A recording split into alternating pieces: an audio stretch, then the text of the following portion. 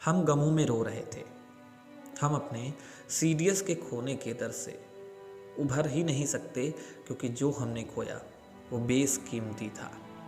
लेकिन एक आईएएस के पद पर बैठा व्यक्ति, आखिर वो अपने सोशल हैंडल पर ऐसा क्यों किया?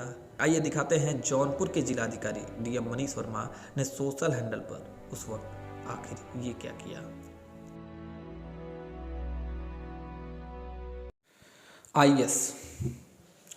आईएएस एक ऐसा शब्द है जो पूरे प्रदेश ही नहीं, पूरे भारतवर्ष का ऐसा सपना होता है युवाओं का कि एक दिन वो आईएएस बने। इतनी आसान पढ़ाई, इतने आसान तरीके से इस पद पर पहुंच पाना, इस सिर्फ एक सोच हो सकती है, और वो भी बमुश्किल। हम आपको लेकर चल रहे हैं आईएएस की कुछ एक ऐसी कहानी को बताने के लिए जिसे सुनने के बाद आपको कहीं ना कहीं तकलीफ होगी। आईएएस को यूपीएससी क्लियर करने के बाद जो पद मिलता है यानी आईएएस का, वहाँ एक टैग लगता है कि जिलाधिकारी। जिलाधिकारी यानी जिले का सबसे ऊंचा अधिकारी, सबसे ऊपर वही बैठे हैं जिसको लेकर वहाँ का सारा सिस्टम, वो चाहे पब्लिक हो चाहे सिविलियंस हो, फॉलो अप करते हैं।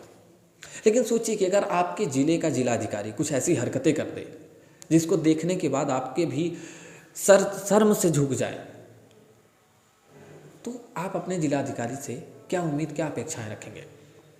नमस्कार, मैं हूं राणा सिंह और आपको बताने जा रहा हूं जौनपुर जिलाधिकारी मनीष वर्मा सर का कुछ ऐसा काम जिसे देखने के बाद हम पत्रकारों के भी सर झुक गए।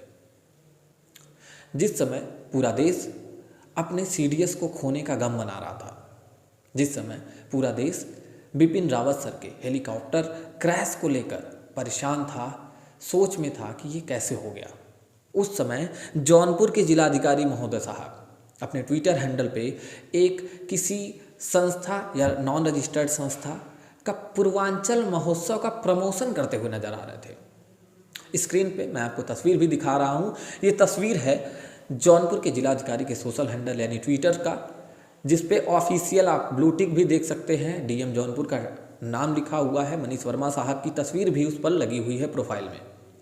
यहाँ पर आप देख सकते हैं वो 8 दिसंबर का काला दिन, जिस समय पूरा देश, हर कोई दर्द में एक तरीके से ग्रसित था। बिपिन रावत के जाने का दर्द सबको पूरे अंदर तक तोड़ कर रख दिया था। उस समय हमारे जिलाधिकारी महोदय अपने सोशल हैंडल पे पूर्वांचल महोत्सव का प्रमोशन करते नजर आ रहे हैं। जिलाधिकारी इस सब चीज़ों को करने में तनिक भी नहीं सोच रहे हैं कि ये जो शेयर किया जा रहा है आखिर वो क्या है। आईएएस के प्रोटोकॉल के अकॉर्डिंग आप किसी भी ऐसी तस्वीरों को वैसे भी शेयर नहीं कर सकते, यानी आप किसी भी ब्रांड को जो ऑफिशियल नहीं है, सरकारी नहीं है, आप उसका प्रमोशन नहीं कर सकते। तो ये भी सोचने वाली बात है कि जिलाधिकारी महोदय आखिर ऐसी गुस्ताखी क्यों कर दिए। जिस समय महोत्सव नहीं, गमों की बात चल रही है, दर्दों की बात चल रही है, उस समय आपको ऐसी क्या आन पड़ी कि आप जौनपुर के पूर्वांचल महोत्सव के इस इवेंट का प्रमोशन करते हुए नजर आ रहे हैं। इस खबर को लेकर अपनी प्रतिक्रिया आप जरूर दीजिएगा। हमारा कोई उद्देश्य किसी भी शख्स को ठेस पहुंचाना नहीं है।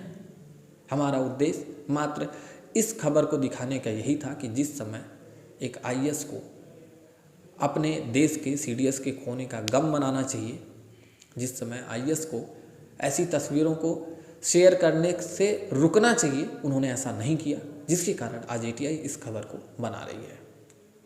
खबर को शेयर जरूर करिएगा और सवाल आप भी जिलाधिकारी से पूछने में सक्षम हैं।